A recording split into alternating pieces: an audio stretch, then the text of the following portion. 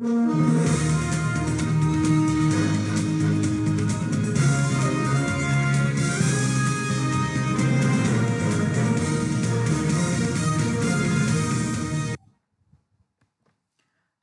મિત્રો, યુવા ઉપનિષદ ફાઉન્ડેશનની યુટ્યુબ ચેનલમાં આપ સૌનું હાર્દિક સ્વાગત છે.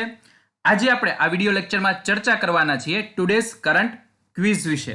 મિત્રો, આ સિવાય યુવા ઉપનિષદ ફાઉન્ડેશન છે તેની ટેલિગ્રામ ચેનલ, ઇન્સ્ટાગ્રામ, એની અંતર્ગત વ્યક્તિ વિશેષ, દિન વિશેષ, ટાર્ગેટ જીપીએસસી, ક્વિઝ ટાઈમ વગેરે ઘણી બધી માહિતી પ્રોવાઈડ કરવામાં આવે છે.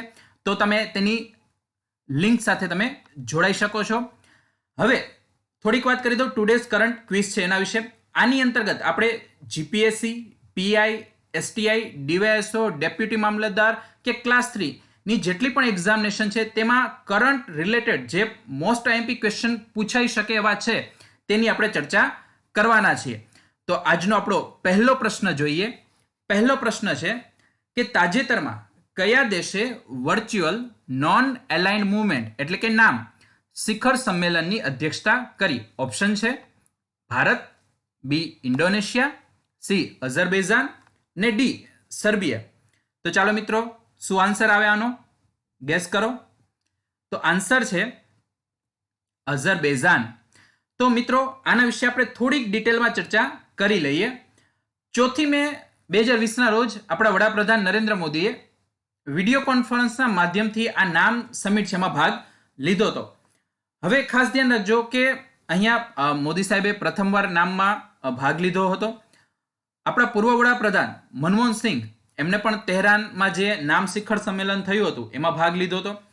જે આ 2020ની અંતર્ગત જે શિખર સંમેલન થયું એનો જે મુખ્ય હેતુ હતો એ હતો COVID-19, એના સંબંધિત પડકારો અને એના સંબંધિત જે પણ ઉપાયો છે એની ચર્ચા કરવાનો.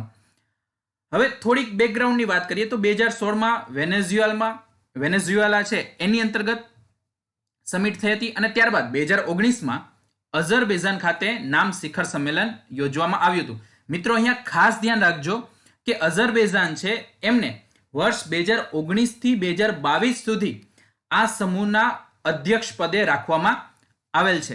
થોડીક ચર્ચા આપણે કરી લઈએ નામ વિશે, નોન અલાઇનમેન્ટ મૂવમેન્ટ. તો આનો જે વિચાર છે 1950માં ઉદ્ભવ્યો હતો.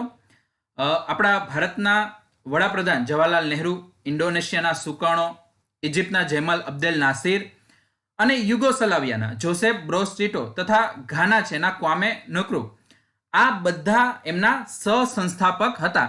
અને બધાએ ભેગા થઈને વિચાર્યું કે આપણે એક સમૂહ સ્થાપિત કરીએ. તો 1955માં એક પરિષદ છે એ યોજવામાં આવી જેને ઓળખવામાં આવે છે બાન્ડુંગ પરિષદ. તો બાન્ડુંગ ખાતે છે પરિષદ છે ત્યાં યોજાઈ, ત્યાં સિદ્ધાંતો નક્કી કરવામાં આવ્યા અને આ બધા સિદ્ધાંતો છે એના આધારે 1961માં યુગોસ્લાવિયાના બેલગ્રેડ ખાતે તેની સ્થાપના થઈ. હાલ 120 કરતા પણ વધારે દેશો છે તેના સભ્ય રહેલા છે. તો ચાલો મિત્રો, ત્યાર પછીનો પ્રશ્ન જોઈએ. ત્યાર પછીનો પ્રશ્ન છે તાજેતરમાં કોમનવેલ્થ યુથ ગેમ્સને વર્ષ 2023 સુધી સ્થગિત કરવામાં આવી. હવે તો તેનું આયોજન ક્યાં થવાનું હતું? તો પ્રશ્ન એવો છે કે હમણાં જ કોમનવેલ્થ યુથ ગેમ્સ છે એનું આયોજન હતું પણ હવે એને 2023 સુધી સ્થગિત કરવામાં આવેલી છે. તો તેનું આયોજન ક્યાં થવાનું હતું? ઓપ્શન એ છે બહામાસ, ઓપ્શન બી છે ત્રિનિદાદ એન્ડ ટોબેગો, સી ઓસ્ટ્રેલિયા અને ડી સ્કોટલેન્ડ. તો આન્સર વિચારી લો. આન્સર છે ત્રિનિદાદ એન્ડ ટોબેગો, TNT. તો થોડીક ચર્ચા કરી લઈએ. તો આ જે 17મું કોમનવેલ્થ યુથ ગેમ્સ છે તો એ 2021માં એનું આયોજન થવાનું હતું પણ હવે એને COVID-19ની મહામારીને કારણે 2023 સુધી સ્થગિત કરવામાં આવેલ છે. તેનું આયોજન આપણે હમણાં જ વાત કરી એ પ્રમાણે ત્રિનિદાદ એન્ડ ટોબેગોમાં થવાનું હતું. ખાસ ધ્યાન રાખજો કે આ કોમનવેલ્થ યુથ ગેમ્સ છે એનું આયોજન છે એ કોમનવેલ્થ ગેમ્સ ફેડરેશન દ્વારા કરવામાં આવે છે. સૌપ્રથમ કોમનવેલ્થ યુથ ગેમ્સનું આયોજન સ્કોટલેન્ડના એડિનબર્ગ ખાતે કરવામાં આવ્યું હતું. ભારતની જો વાત કરીએ તો ભારતમાં 2008માં આ કોમનવેલ્થ યુથ ગેમ્સ છે એનું આયોજન પુણે ખાતે કરવામાં આવ્યું હતું. તો આટલી બેઝિક માહિતી તમારે ધ્યાનમાં રાખવાની હતી. ત્યાર પછીનો પ્રશ્ન આપણે જોઈએ. પ્રશ્ન છે કે તાજેતરમાં કઈ જગ્યાએ પ્રથમ જળીય ડાયનોસોરની પૂંછડીના અવશેષો મળ્યા છે? આપણા ઓપ્શન છે એ મોરક્કો, બી ઇજિપ્ત, સી બહેરીન અને ડી બ્રાઝિલ. તો આન્સર છે મોરક્કો. થોડીક ચર્ચા કરી લઈએ મિત્રો. તો મોરક્કોની કેમકેમ નદીમાંથી 100 મિલિયન વર્ષ પહેલાના જળીય ડાયનોસોરની પૂંછડીના અવશેષો મળી આવ્યા છે. ક્લાસ 1-2 કે એવા બધા જે એક્ઝામિનેશન છે, એવી બધી એક્ઝામિનેશન છે, એની પ્રિલિમ્સમાં ક્યાંક ને ક્યાંક તમને પ્રશ્ન પૂછી શકે. તો આ જે જળીય ડાયનોસોર છે એનું નામ પણ અહીં આપવામાં આવેલું છે, સ્પિનોસોરસ એજિપ્ટિક્સિયસ. આ ડાયનોસોર છે એની શક્તિશાળી અને જે અદ્વિતીય આકારની જે પૂંછડી છે અને એના જ કારણે એ પાણીમાં અનુકૂલન સાધવા સક્ષમ બન્યું હતું અને એના જ કારણે એ લાંબા સમય સુધી ત્યાં અસ્તિત્વ ધરાવતું હતું. તો ત્યાર પછીનો આપણે પ્રશ્ન જોઈએ. ત્યાર પછીનો આપણો પ્રશ્ન છે કે તાજેતરમાં કઈ સંસ્થા દ્વારા ચેપગ્રસ્ત વિસ્તારોને જીવાણુ મુક્ત કરવા માટે અલ્ટ્રાવાયોલેટ કિરણો આધારિત એટલે કે યુવી આધારિત યુવી બ્લાસ્ટર નામનું સેનિટાઇઝર ટાવર તૈયાર કરવામાં આવ્યું? તો અહીંયા ખાસ તમારે ધ્યાનમાં રાખવાનું છે કે વાયરસ મુક્ત એટલે કે જીવાણુ મુક્ત કરવા માટે યુવી બ્લાસ્ટર સેનિટાઇઝર ટાવર તૈયાર કરવામાં આવેલું છે. તો કઈ સંસ્થા દ્વારા તૈયાર થયેલ છે? આપણા ઓપ્શન છે એ ઇસરો, બી આઈસીએમઆર, સી ડીઆરડીઓ અને ડી એમ્સ. તો મિત્રો જો શું આન્સર આવે છે? તો આન્સર છે સી ડીઆરડીઓ. તો થોડીક આના વિશે ચર્ચા કરીએ. તો જેમ આપણે વાત કરી કે આ યુવી બ્લાસ્ટર છે એ યુવી રેસ એટલે કે અલ્ટ્રાવાયોલેટ કિરણો આધારિત સેનિટાઇઝર છે જેને messrs New Age Instrument and Materials Private Limited Gurugram, તો તેની મદદથી ડીઆરડીઓની જે દિલ્હી ખાતેની પ્રયોગશાળા છે ત્યાં laser science and technology centre દ્વારા વિકસાવવામાં આવ્યું છે. હવે આનો ઉપયોગ શું છે? તો આનો ઉપયોગ છે કે જે કોમ્પ્યુટર છે, ઇલેક્ટ્રોનિક્સ ઉપકરણો છે, તો આ બધાને જંતુ મુક્ત છે આ યુવી બ્લાસ્ટર દ્વારા કરી શકાય છે.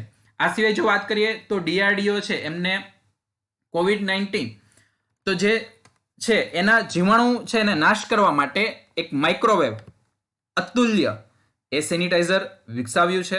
અને આ સિવાય ડીઆરડીઓએ COVID-19 ના નમૂના લેવા માટે એક કિયોસ્ક પણ બનાવ્યું છે. તો બેઝિક માહિતી છે એમાંથી ક્યાંક ને ક્યાંક ક્વેશ્ચન તમને પૂછાઈ શકે છે. ત્યાર પછીનો પ્રશ્ન જોઈએ. ત્યાર પછીનો પ્રશ્ન છે કે વૈશ્વિક ફૂડ ક્રાઇસિસ રિપોર્ટ 2020 મુજબ વર્ષ 2019માં કયો દેશ ખાદ્ય સંકટથી સૌથી વધુ પ્રભાવિત છે? ખાસ ધ્યાન રાખજો કે જે દેશમાં સૌથી વધારે ખાદ્ય સંકટ રહેલું છે એ તમારે જોવાનું છે. ઓપ્શન એ છે યમન, બી સિરિયા, સી સુદાન અને ડી લિબિયા. તો મિત્રો જવાબ વિચારી લો. જવાબ છે આનો એ યમન. તો આના વિશે થોડીક ચર્ચા કરી લઈએ. તો આ રિપોર્ટ છે એ રિપોર્ટ રજૂ કર્યો છે global network against food crisis. તો એમના દ્વારા આ રિપોર્ટ રજૂ કરવામાં આવ્યો છે. આ રિપોર્ટ મુજબ એમને આંકડો રજૂ કર્યો છે કે 135 મિલિયન લોકો છે એ ખાદ્ય સંકટથી ક્યાંક ને ક્યાંક પ્રભાવિત છે અને સૌથી વધારે પ્રભાવિત દેશ કોણ છે? એ છે યમન. યમનમાં 15.9 મિલિયન લોકો એટલે કે આશરે 1.5 કરોડ કરતાં પણ વધારે લોકો છે એ ખાદ્ય સંકટથી પ્રભાવિત છે.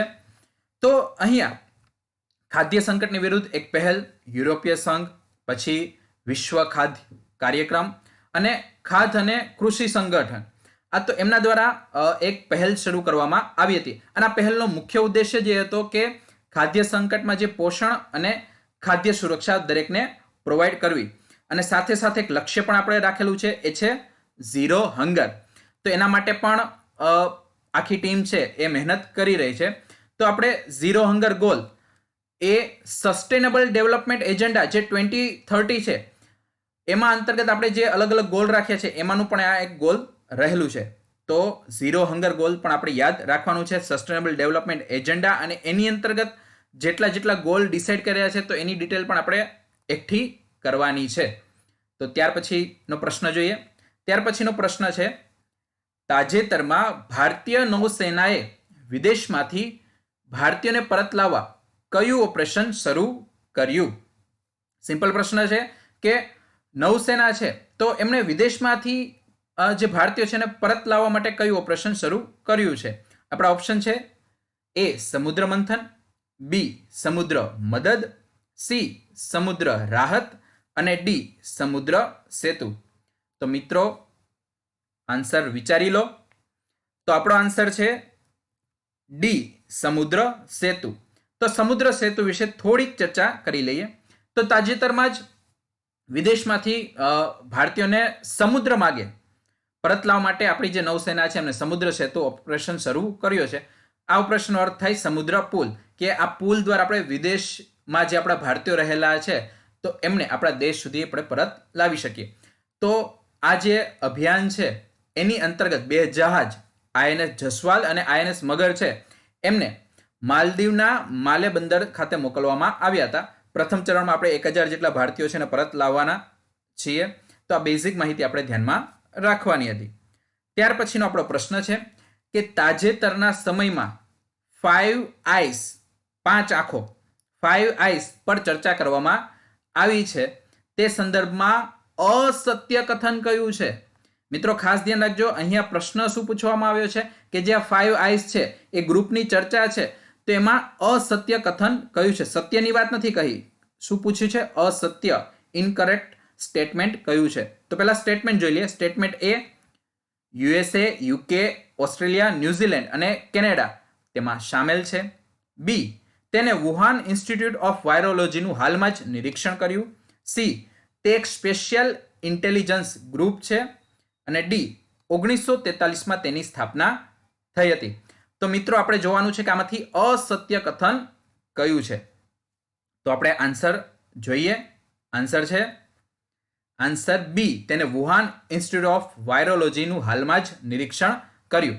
તો પહેલા તો આપણે આ 5 આઈસ ગ્રુપ શું છે, કઈ રીતે બન્યું હતું, તેનો એમ શું છે, તો તેના વિશે આપણે પહેલા ચર્ચા કરીએ. તો 5 આઈસની વાત કરીએ તો એક એંગ્લોફોન ઇન્ટેલિજન્સ જોડાણ છે. હવે આપણને થાય કે ભાઈ ઇન્ટેલિજન્સ એગ્રીમેન્ટ શું છે અથવા જોડાણ શું છે? તો યુકે અને USA આ બંને ભેગા થઈને વિચાર્યું કે યુદ્ધ અથવા એવી સ્થિતિમાં જે ઇન્ટેલિજન્સ અથવા એવી બધી માહિતીઓ છે એ આપણને મળી શકે અને એનો ઉપયોગ છે આપણે તેમાં બચાવમાં ક્યાંક ને ક્યાંક આપણા બચાવમાં આપણે કરી શકીએ. તો શું કરવું એના માટે એમણે આ એક સમૂહ બનાવ્યું. આ સમૂહ અંતર્ગત USA, UK, ઓસ્ટ્રેલિયા, ન્યુઝીલેન્ડ અને કેનેડા જોડાયેલા છે.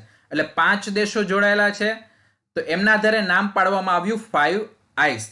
હવે ખાસ ધ્યાન રાખજો કે પહેલા તો એગ્રીમેન્ટ થયા હતા. એગ્રીમેન્ટ કોની કોની વચ્ચે? UK અને USA વચ્ચે. એટલે નામ પાડ્યું UK USA એગ્રીમેન્ટ.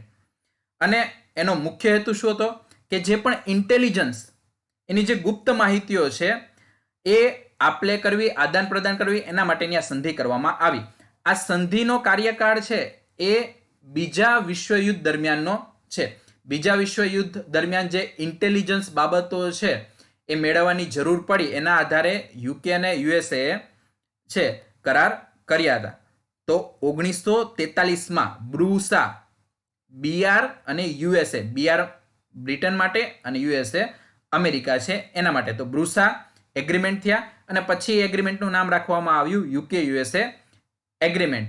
તો એની સાથે જોડાયા અને 5 આઈસ જે ગ્રુપ છે એની સ્થાપના કરવામાં આવી. હવે ખાસ ધ્યાન રાખજો કે આ ગ્રુપમાં જે 5 દેશો રહેલા છે એમાંથી USA અને ખાસ કરીને ડોનાલ્ડ ટ્રમ્પ છે એમને ચાઇના પર આરોપ લગાવ્યો કે ચાઇનાની જે વુહાન ખાતેની વાયરોલોજી લેબ છે ત્યાંથી COVID-19 જે વિષાણુ છે એ મુક્ત થયા હતા અને ત્યારબાદ સમગ્ર વિશ્વમાં ફેલાયા હતા. તો એમણે આવો આરોપ મૂક્યો છે. જ્યારે 5 આઈસના બીજા 3 દેશો ઓસ્ટ્રેલિયા, ન્યુઝીલેન્ડ અને કેનેડા તે હજી ક્યાંક ને ક્યાંક આ વાતથી સહમત નથી. તેમનું કહેવું એ જ છે કે તેમની વાયરોલોજી લેબમાંથી નહીં પરંતુ એ ત્યાંની જે વુહાનની જે એનિમલ માર્કેટ હતી ત્યાંથી તે ફેલાયા હતા. તો આ બધી બાબતોને કારણે આ 5 આઈસ ગ્રુપ છે ક્યાંક ને ક્યાંક ચર્ચામાં આવ્યું હતું. તો ત્યાર પછીના પ્રશ્નની ચર્ચા કરીએ. એ છે ઈ માર્કેટ પ્લેસ GEM સાથે ચર્ચામાં રહેલ ધી સરસ કલેક્શન કઈ બાબતો સાથે સંબંધિત છે? અહીંયા સરસ કલેક્શન છે એના વિશે આપણે ચર્ચા કરવાની છે. તો પહેલા તો ઓપ્શન જોઈ લઈએ. ઓપ્શન છે એ ખેત ઉત્પાદનનું વેચાણ કરવા, બી એમએસપી અંતર્ગત ખરીદી કરવા, સી ગ્રામ સ્વસહાય જૂથો એટલે કે સેલ્ફ હેલ્પ ગ્રુપ દ્વારા નિર્ધારિત દૈનિક ઉપયોગના ઉત્પાદનો સાથે, અને ડી ખેડૂતો માટે ખરીદ વેચાણની જે માહિતી છે એનું પોર્ટલ. તો મિત્રો આન્સર વિચારી લ્યો, આન્સર શું આવે છે? તો આપણે જોઈએ, આન્સર છે સી એસએચજી સેલ્ફ હેલ્પ ગ્રુપો દ્વારા નિર્ધારિત દૈનિક ઉપયોગના ઉત્પાદનો સાથે. તો પહેલા ડિટેલમાં ચર્ચા કરીએ. તો જીએમ અને દીનદયાળ અંત્યોદય યોજના તથા રાષ્ટ્રીય ગ્રામીણ આજીવિકા મિશન, ગ્રામીણ વિકાસ મંત્રાલય, તો બધા ભેગા થઈને એક પહેલ શરૂ કરી, એ છે સરસ કલેક્શન. હવે આ સરસ કલેક્શન છે એની અંતર્ગત જે સેલ્ફ હેલ્પ ગ્રુપો છે એમના દ્વારા જે દૈનિક ઉપયોગના ઉત્પાદનો બનાવવામાં આવે છે એનું પ્રદર્શન કરવામાં આવશે. આના કારણે શું થશે કે જે સેલ્ફ હેલ્પ ગ્રુપો છે, જે સ્વસહાય જૂથો છે, એને કેન્દ્ર અને રાજ્યના માર્કેટ મળી રહેશે. એટલે એમના ખરીદદારો છે રાજ્ય અને કેન્દ્ર બંનેમાંથી મળી રહેશે. તો કેન્દ્ર અને રાજ્ય સરકારના ખરીદદારો સુધી પહોંચવા માટે આ સેલ્ફ હેલ્પ ગ્રુપ છે એમને બજારો પ્રદાન કરે છે. તો અહીંયા 5 જેટલા અલગ અલગ ઉત્પાદનોની કેટેગરી છે આપણે જોવાની છે. પહેલું છે હસ્તશિલ્પ, બીજું છે હસ્તકલા અને કાપડ, ત્રીજું છે જે ઓફિસના ઉપયોગમાં જે માલ સામાન આવે છે એ, ચોથું કરિયાણા અને પેન્ટ્રી, અને પાંચમું જે વ્યક્તિગત સંભાળ અને સ્વચ્છતાની શ્રેણી અંતર્ગત જે માલ સામાન આવે છે તો એનું જે ઉત્પાદન અને જે વિક્રય છે એનું માર્કેટિંગ આ સરસ કલેક્શન દ્વારા કરવામાં આવશે. તો આ બધી બાબતો વિશે તમારે ખાસ ધ્યાનમાં રાખવાનું છે. ત્યાર પછીનો આપણો છેલ્લો પ્રશ્ન જોઈએ. છેલ્લો પ્રશ્ન છે કે તાજેતરમાં COVID-19 રોગના દર્દીઓની લાળમાંથી વાયરસને ડિટેક્ટ કરતું ECOV સેન્સ નામનું બાયોસેન્સર કોના દ્વારા વિકસાવવામાં આવ્યું?